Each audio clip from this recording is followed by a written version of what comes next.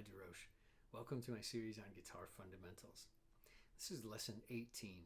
In this lesson, we are going to focus on rhythm, patterns, and accents. These are a couple of categories that are so important that we have to practice them on a daily basis in order to be able to do them in the repertoire when we need them. So let's dig right in. Today we're going to be using pages 1 and 2 of the handouts that I provided.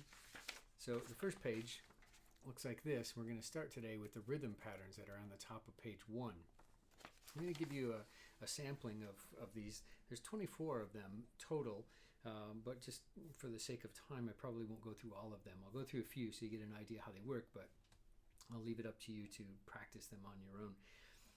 So what I like to do is to incorporate these different rhythm patterns in scale playing. It's just one way. It could be done with arpeggios and other things too, but if we take a look at this, I'm going to set a metronome at a very comfortable pace of 60 beats per minute. And so this 1 beat per second. So if I start out with the pulse here, the first rhythm pattern, number 1, is a quarter note. So that would be 1 note per beat. And let's take some of our modern scales that we've worked up here. How about today the major scale patterns? That's actually page 5 in the handouts if you want to look at that. I'm just going to play through the first pattern of the 7.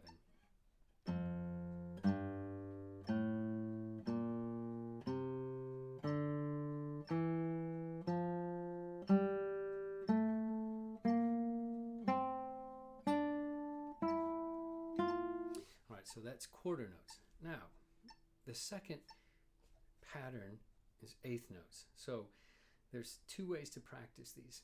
I can practice them first off with the right hand playing eighth notes, but the left hand sticking with the slower pattern of 1 note per beat. So here's the left hand moving at 60, but here's the right hand playing in eighth notes.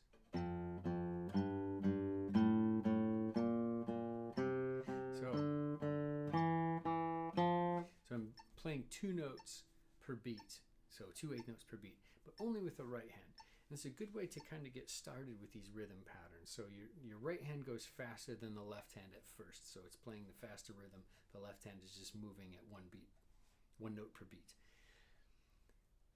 Eventually, you have to connect the 2 hands so that they're playing both together at the faster pace. So this would be both hands playing eighth notes.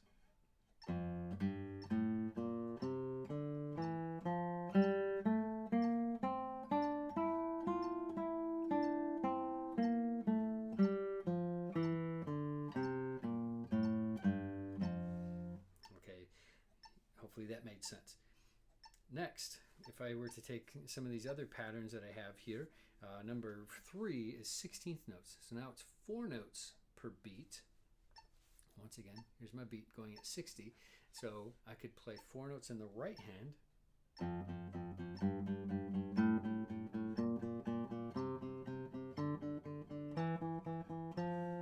When I get comfortable with that, my left hand is still moving at 1 note per beat, but the right hand was moving at the faster pattern. So I'm just practicing the rhythms basically with the right hand.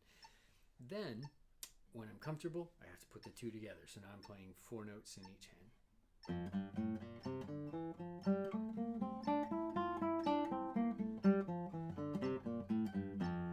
Okay.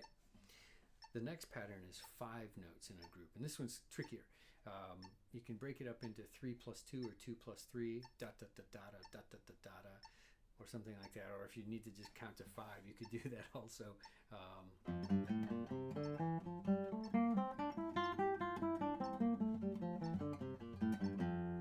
So that's playing 5 notes in 1 beat, and then 6s would be like having 2 triplets basically.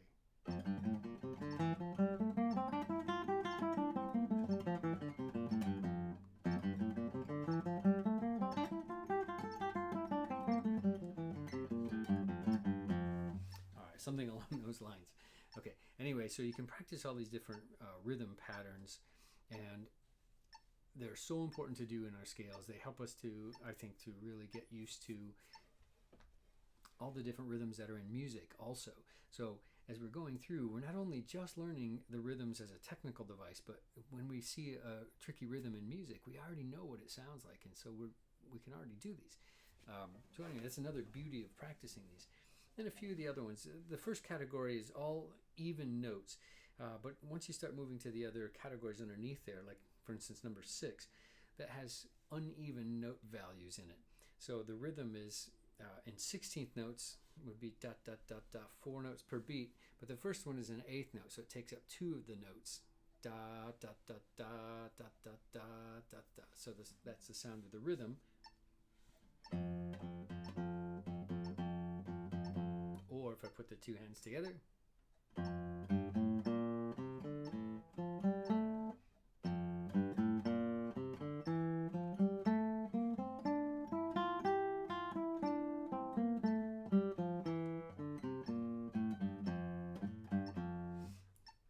etc. And so as you practice through these, pick a couple of these rhythms every day and get accustomed to them, and find a tempo that you're able to play them at and feel comfortable with.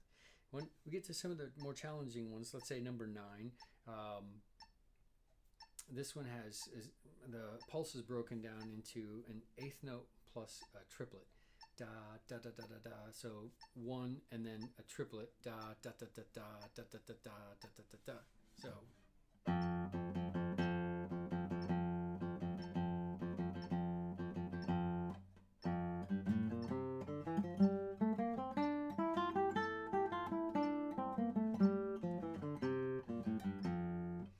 Now, one thing that we can do to make these even more challenging is to add the modern fingering in the right hand. Yeah, so far I've been doing all these with index and middle alternation, but you could also do that with the modern fingering I talked about back in a previous lesson.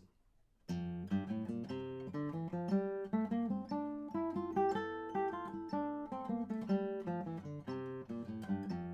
right, so now I'm adding in the complication of a fingering that's not static, not just going back and forth between I and M.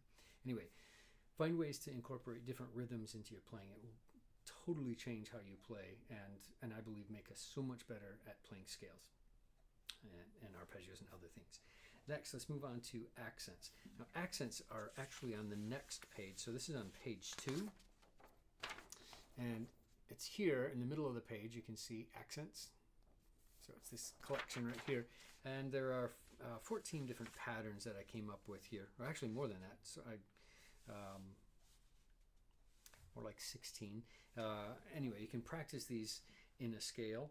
So basically accenting is just making one note louder than another. So if I took that same scale pattern, I could practice, well, the first number 1 and number 2 are pretty straightforward and easy to understand. It's just accenting every other note.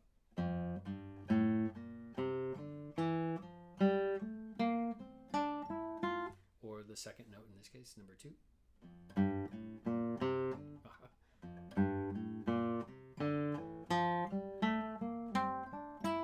Feels funny. It's like syncopation. Anyway, and the next one is triplets. Or the second note of a triplet. And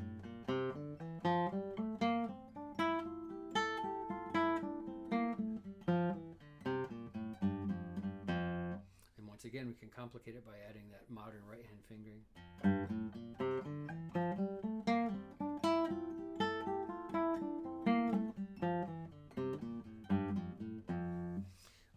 So with accents, what you want to be able to do with these is to feel like you can really make one note stand out in a group and practice that in your scales, whether they be these single octave or 2 octave patterns, single position, or also in the longer scales, such as this 3 octave major scale pattern that I introduced in a previous lesson.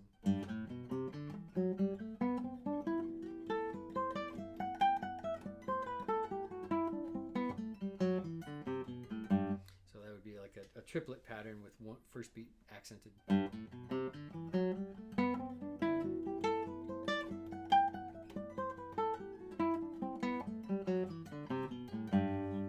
Okay, so all of these require time and attention, but again, what I like to do is to make the technical drill fairly concise.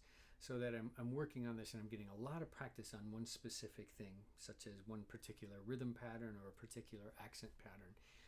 That way, when I'm called upon in a piece of music to do that type of articulation or expressive device, I've already practiced it so many different times that it's second nature, and that's really what we want.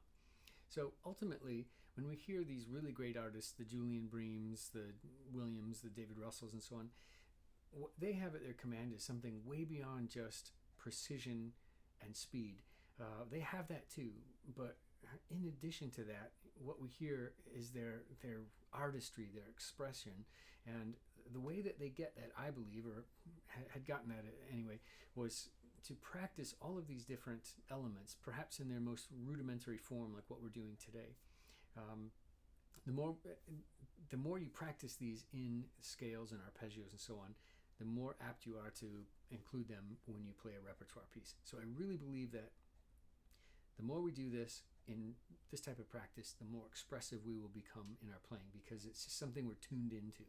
If you never practice this stuff when you're playing scales or arpeggios, you're probably not going to be as expressive a player, because you won't be thinking about those things. So do incorporate them into your practice. They're extremely valuable and helpful, and I've given you a list here. You could add to the list if you wanted. You could come up with more accent patterns and more rhythm patterns if you would like, but this is a pretty good sized list already. So work on these first, and kind of like I talked about in a previous lesson, maybe you pick just one category a day to work on. So for instance, you could pick Mondays could be number one, rhythm day, and so you practice your scales with a bunch of different rhythm patterns. And then Tuesday could be dynamics day, and you go through a bunch of different dynamics with your scales, etc.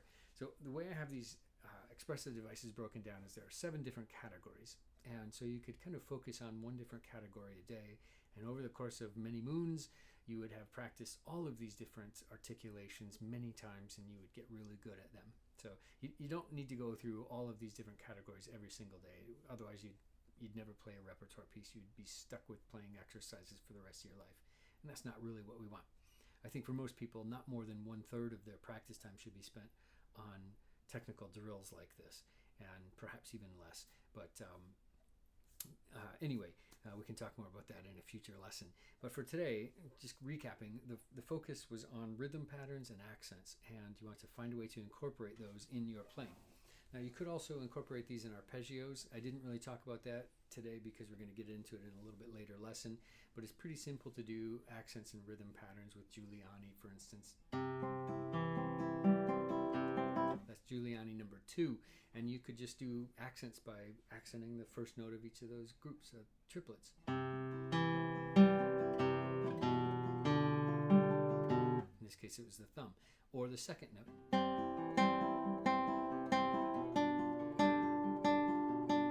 Index finger in this case, or the third note, middle finger.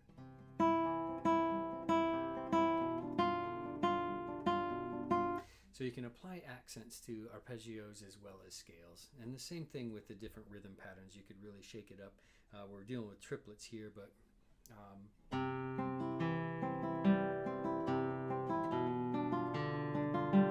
anyway, Giuliani gives us a bunch of different rhythms already in the 120 study, so you don't have to focus so much there, but you could work on some of these other elements. Anyway, hopefully this gives you food for thought and another way to make your practice more expressive and really dig into these fundamentals and get the most out of it, so that scale playing and arpeggios aren't boring. Anyway, hope it helps you, and hope that you come back for the next lesson next time around. Until then, practice well. We'll see you soon.